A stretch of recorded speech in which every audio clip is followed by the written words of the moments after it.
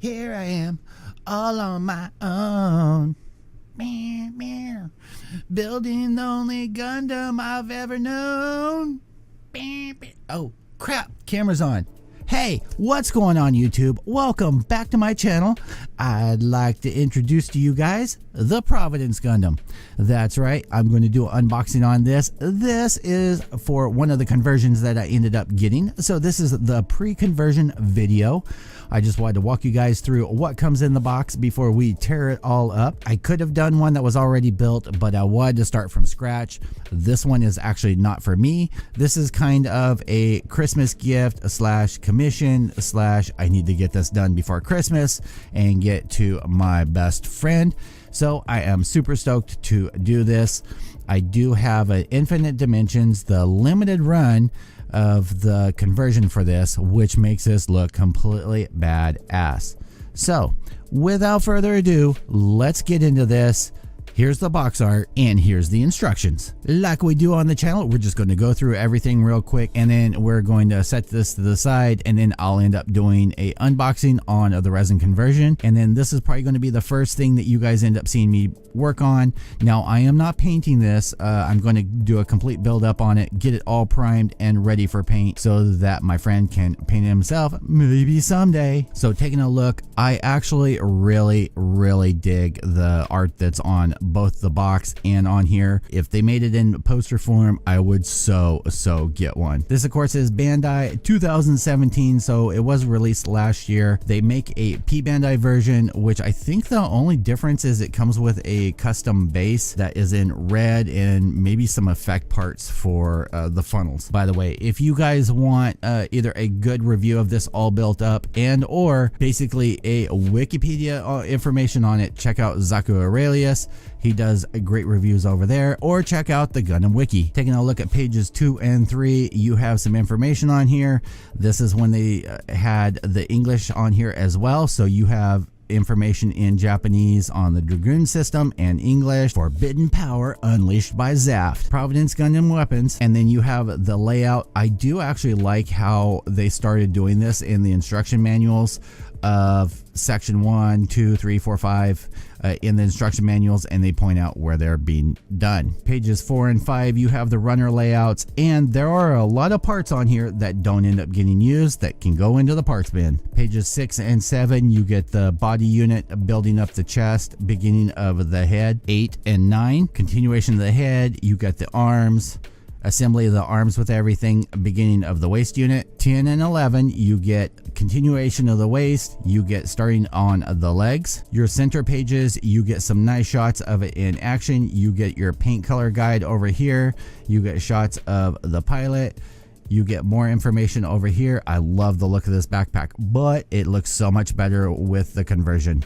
Pages 14 and 15, continuation of the legs, and then you get finally assembly of adding on all of the parts, building up the backpack, which I want to mention, if you want to add lighting or anything to it, this backpack is big enough and has enough hollow space in here that you could add a battery pack in there. Sweet. 16 and 17, continuation of the backpack, plugging everything together, putting together the thruster system, adding on the dragoons and building them, plugging them in, building up of the weapons, building up of the shield. Now here is for the base, and as you can see, it's just a standard base. The P Bandai one has the one that's like with the new, it's just in red. I think that's what comes with it, or maybe it's a round one.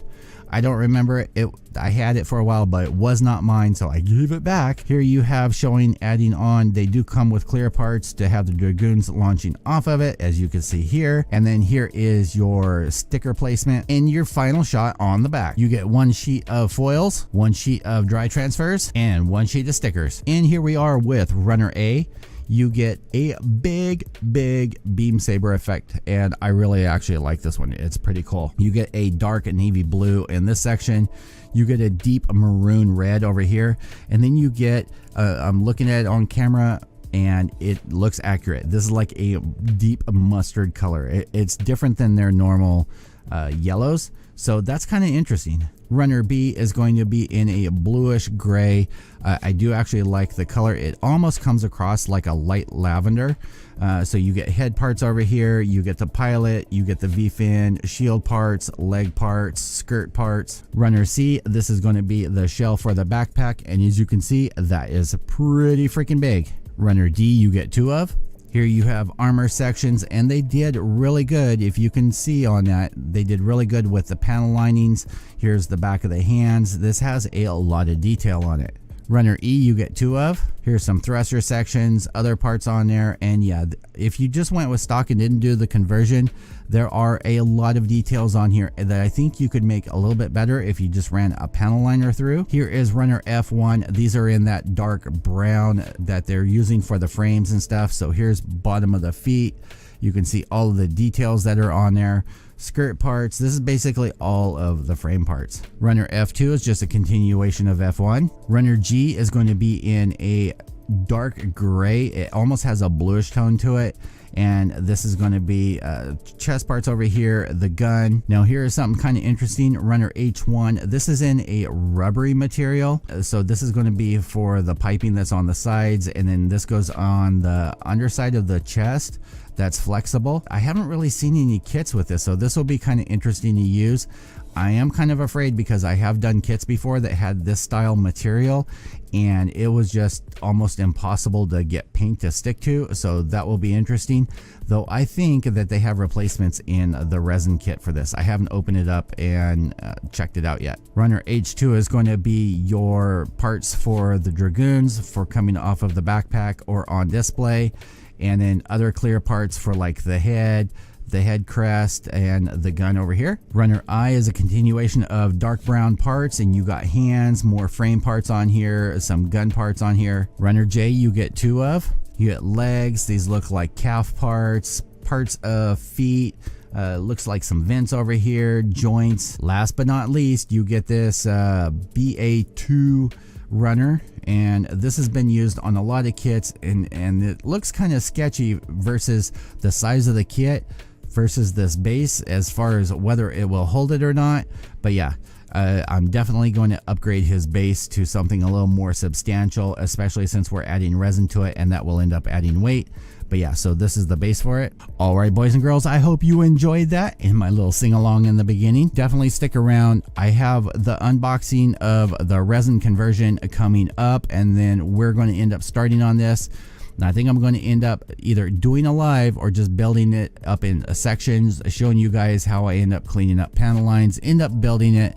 I really want to share with you guys how I end up building these for either myself or for other people. We're going to end up priming it and basically get it all ready for paint. I am super stoked. I hope you are too. If you are and you're new here, click that like button, click that subscribe button, and I can't wait to see you in the next video. As usual, peace out, YouTube.